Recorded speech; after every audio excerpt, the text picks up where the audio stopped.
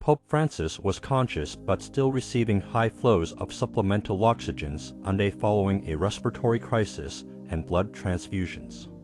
As he remains in critical condition with a complexion, the Vatican said. The brief statement early Sunday didn't mention that Francis was out of bed or eating breakfast, which it had on previous days. The night passed quietly, the Pope rested, it said. The Vatican later said Francis was conscious, continuing to receive supplemental oxygen, and that further clinical tests were being conducted. A more detailed medical update was expected later Sunday.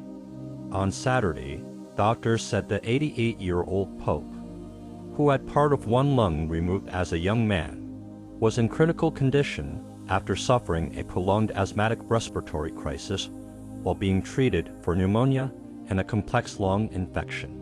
The Pope received high flows of oxygen to help him breathe through a nasal tube. He also received blood transfusions after tests showed low counts of platelets, which are needed for clotting, the Vatican said in a late update. The Saturday statement also said that the pontiff continues to be alert and spent the day in armchair, although in more discomfort than yesterday. Doctors said the prognosis was reserved. Doctors have said Francis' condition is touch and go, given his age, fragility, and percusizing lung disease. His condition has revived speculation about what might happen if he becomes unconscious or otherwise incapacitated, and whether he might resign. Prayers for Pope at Vatican. Francis was supposed to have celebrated Mass on Sunday morning in St. Peter's Basilica and ordained deacons as part of the Vatican's year-long Holy Year commemoration. The organizer of the Holy Year, Archbishop Prino Fisichella, celebrated the Mass in his place and offered a special prayer for Francis from the altar before delivering the homily the Pope had prepared. Even though he is in a hospital bed, we feel Pope Francis close to us. We feel him present among us, Fisichella told the hundreds of white-robed deacons. And this compels us to make even stronger and more intense heart prayer that the Lord will assist him in his time of trial and illness.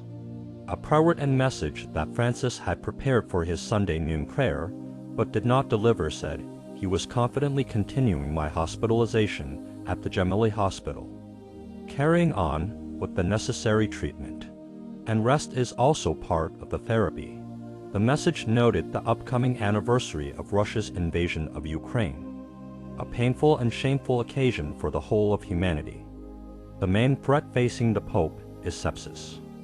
Doctors have warned that the main threat facing Francis would be the onset of sepsis, a serious infection of the blood that can occur as a complication of pneumonia.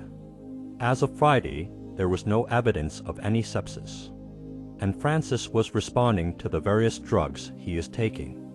The Pope's medical team said in their first in-depth update on the Pope's condition. Saturday's blood test showed that he had developed a low platelet count, a condition called platelet open IA or thrombopsipation.